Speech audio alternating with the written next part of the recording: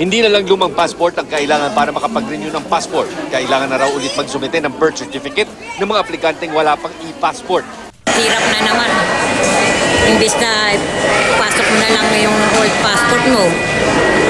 Ngayon, pupunta pa kailangan ng PSA. Punta ka pa uli na kung saan-saan. Ang rason, ayon kay Foreign Affairs Secretary Teddy Locsin, itinakbo raw lahat ng datos ng dating gumagawa ng mga passport bago ang e-passport. Yan ay nang matapos ang kontrata nito. Ilan sa mga nakapaloob sa data na tinangay umano ng kontraktor ang pangalan, address, petsa at lugar ng kapanganakan at pangalan ng mga magulang ng aplikante. Sabi ni Locsin, panahon pa raw ni dating Pangulong Gloria Arroyo nagsimula ang problema sa passport at lumala raw sa Administrasyong Noynoy Aquino nang pumasok ang gobyerno sa kontrata para sa passport printing kasama ang Apo Production Unit Incorporated sa kondisyong hindi ito pwedeng mag-subcontract ng isang pribadong kumpanya para mag-imprenta ng passport.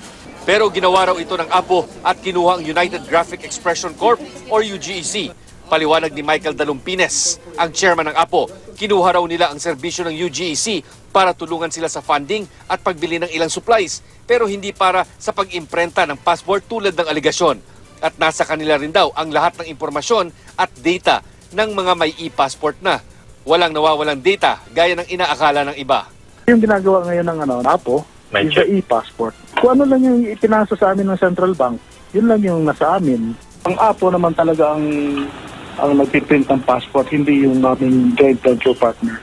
Si dating DFA Secretary Perfecto Yasay, batid daw na illegal ang ginawa ng Apo, ngunit pinili raw niyang wag na itong questionin noon dahil mas lalala pa ang problema sa mabagal na pag-issue ng passport.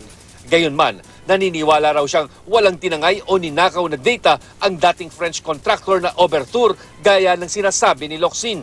Sinusubukan pa namin kunin ang panig ng UGEC at ng Overtour. Tumanggi naman munang magkomento si dating Foreign Affairs Secretary Albert Del Rosario na nanungkulan noong panahon ni dating Pangulong Noynoy Aquino. Pinagpapaliwanag naman ng Malacanang ang mga sangkot sa issue. Magpapadala raw sila ng sulat sa DFA, sa PCO na nangangasiwa sa Apo at sa UGEC. Meron kami mga requests to give us documents. So, independently, we will conduct our own probe. Your office? Yes. The Chief Legal Yes. Counsel? Can the government compel it to release the data because it belongs to the Well, state? certainly, the data belongs to this government. Ipapatawag din ng National Privacy Commission ng ilang DFA officials para bigyang linaw ang mga kontratang pinasok ng DFA para sa passport printing. Hindi pa masabis ng NPC sa ngayon kung nagka-data breach nga.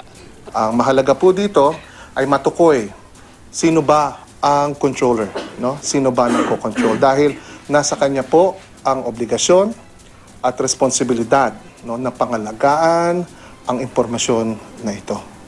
Sabi naman ng isang cybercrime law expert, Huwag tayo magpanik. Wala pa akong evidence na merong talagang data privacy violation na nangyayari. At nag-iimbestiga naman yung NPC, so at least meron ng government agency na nagbabantay rin. ako si Chino Gaston ang inyong saksi.